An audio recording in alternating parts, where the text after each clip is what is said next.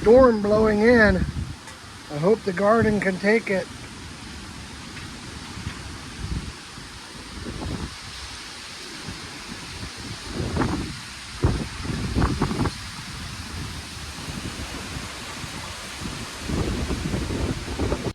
You know, that storm, it really blew in here hard. The wind was blowing and the trees were bending. Everything in my garden was shaking. Last time we had a storm like this, I had some damage.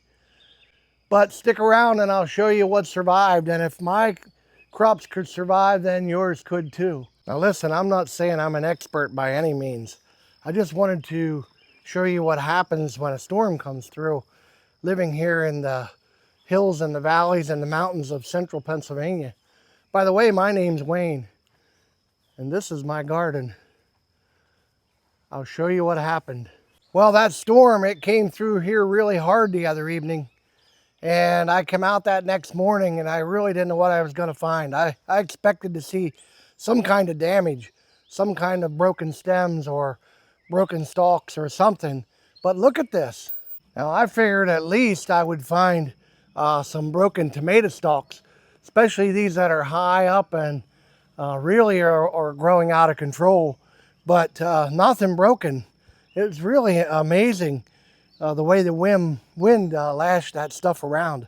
Just let me show you these tomato plants. These tomato plants all survived that wind. They're starting to hang pretty full of tomatoes. Some of them are, especially this Parks Whopper plant. There's at least 30 tomatoes hanging on this plant. In a future video, we'll count them, see just how many there are. Another thing that I think really helps is the mulching of these plants. Putting a layer of mulch on top of your bags. It's probably one of the most important things I do, even in my raised beds. It helps keep the splash off of them, and it helps retain the moisture. So that's a very, very, very important thing. Let me just show you quickly a couple things that I harvested right after the storm.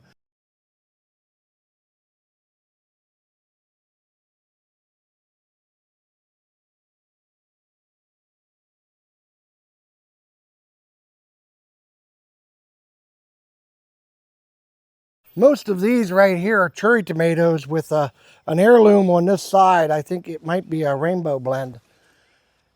I'll show you around the other side, and I'll show you the trellis experiments I have going. Then I'll show you quickly the rest of the garden, and then we'll go and make something special. Something that's really special to me. Here we have peppers and the yellow squash plant that you see me take off a yellow squash. You see there's getting to be quite a few tomatoes. This trellis set here, the straight 8 cucumbers I haven't been harvesting a lot, but they're coming on and they're growing tall. And then this is my success story from the last storm. This was a Cherokee Purple that got snapped completely in half. And look at the tomatoes that are starting to hang on this Cherokee Purple plant. These I've been harvesting quite a few cucumbers already, and it's really hanging quite full. Peas are just about done. There's peas hanging on here. I'm about ready to take out these peas, and these peas also are ready to come out, and then we'll plant something else. Pepper plants here are hanging full. Some of them. Red beets will be pulled out early next week. I'll show you what they look like. Green beans are blossoming. This is the squash plant that I got the zucchini off of. These cucumbers are starting to produce. I see some cucumbers. Up there goes a bumblebee. And then over here, the sweet potato vines are growing. The potatoes, I did show you a harvest. If you didn't see that harvest, I'll put a link to it below. I harvested a 10-gallon grow bag of Eva potatoes. These are still way too green, so it'll be a while yet. I can't tell you how thankful and grateful I am that things survived the way they did. But I have just a really short story to tell you. We used to camp down along the Juniata River, And there was a lady down there from Pottsville, Pennsylvania, that has passed away, but she used to make me the best chocolate chip zucchini bread that I could even imagine. And I really didn't know whether I could find a recipe that would be even half as good as hers. But I think I may have. Now, don't get me wrong, this is not a recipe channel. I'm just going to show you this special treat that I made and just a really quick how to make it. And come along and join me. Fresh chocolate chip zucchini bread. It doesn't get any better than that. And knowing that Manzi made it for me so often.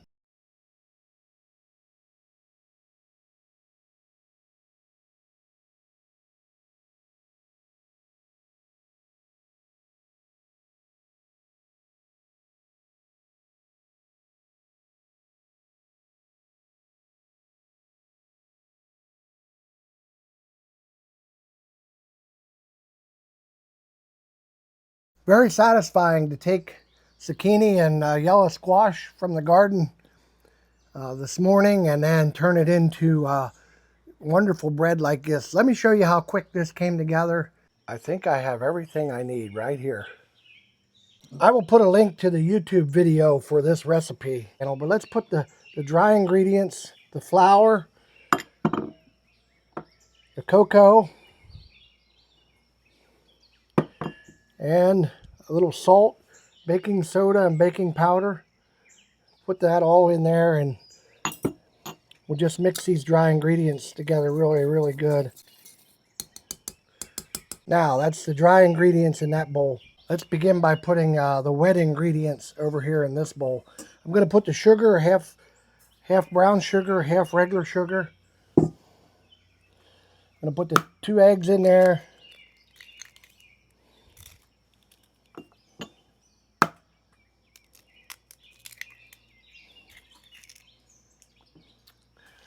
And then I'm going to put in the sour cream. I don't like to waste sour cream. It makes these recipes delicious. And then we're going to put in the oil. I'm just going to give this a mix.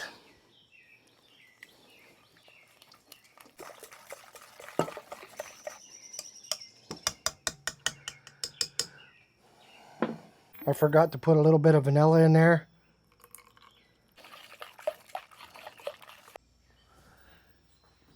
Now I have this young zucchini I picked from the garden. I washed it. And I have this yellow squash I picked from the garden. I washed it also. And we're going to use the whole zucchini and probably part of the yellow. You need about 1.5 cups of zucchini.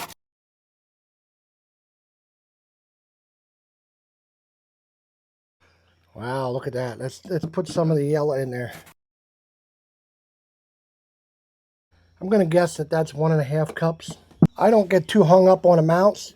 You don't want to pat this dry at all. You want the really nice moisture. Put it right into the wet ingredients there.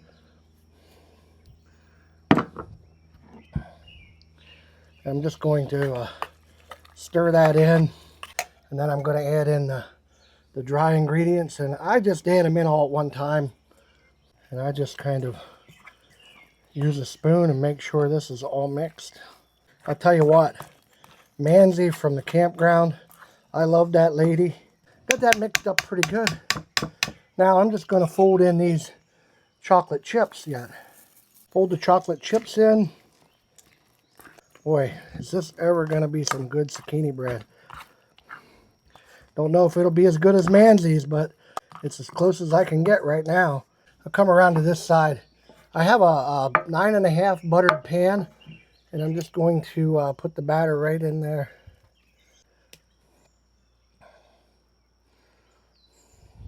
Okay, it should be all ready to go into the oven. Let's take it inside and put it in that oven.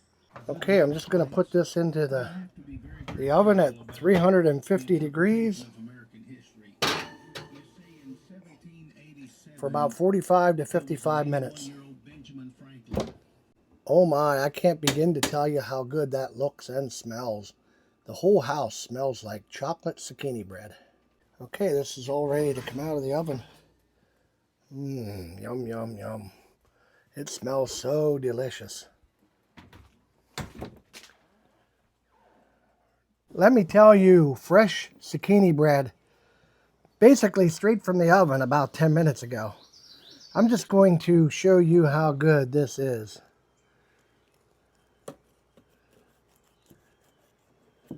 I'll cut a piece of it. Oh my goodness, this is going to be great. Ah, look at that, fresh zucchini. Put some butter on there. Look how it melts the butter from the being still warm from the oven. I'll tell you what, if you have children or you know someone that really doesn't like zucchini bread, but they like chocolate cake, they're going to absolutely love this zucchini bread.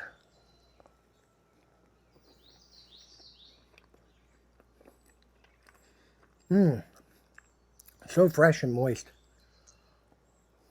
You know what? I couldn't believe it when I went out in the garden that next morning and found that I really didn't have any damage, but my garden was thriving. And then I was able to harvest zucchini, and it reminded me of our campground friend who used to just cook us some marvelous meals, and chocolate chip zucchini bread was one of her favorites to make for us. Them Polish dishes that I still haven't, haluski, I think was one of them. Her homemade pierogies. Her church would get together also and make these pierogies, and oh my, they were so, so good. I hope this has inspired you in some way. There's things that we can do in our garden that inspire us. Tell me what has inspired you today. I pray that you would continue your gardening and that your garden would inspire you in some way. God's blessings to you. Until next time.